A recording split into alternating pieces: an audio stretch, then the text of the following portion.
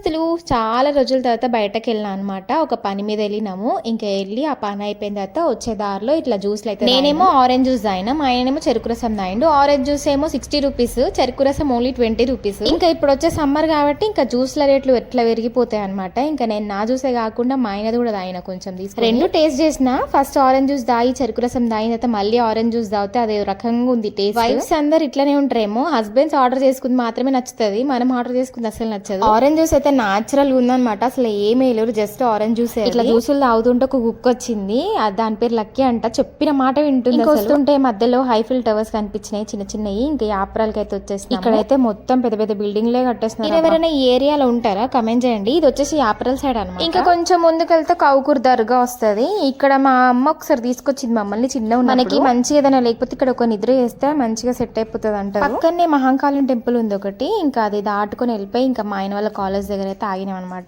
ఇక్కడ నుంచి ఒక బండి వేరే వాళ్ళకి తీసుకొని వెళ్ళినాము. ఇంకా అక్కడ మళ్ళీ ఇచ్చేసి మా బండి మేము తీసుకొని ఇంటికి అయితే వచ్చేసినాం. ఇంటికి ఇట్లా వచ్చినామో లేదో మా పిల్లలు పెద్ద షాక్ ఇచ్చారు. బెడ్రూమ్ లోపల నుంచి లాక్ వేసి కిటికీల నుంచి దూకి బయటకు వచ్చేసింది మా చిన్నోడు. మొత్తం లాక్ అయిపోయినాయి ఇక్కడ. ఇంతకు ఆ డోర్ వచ్చిందో లేదో నెక్స్ట్ వీడియో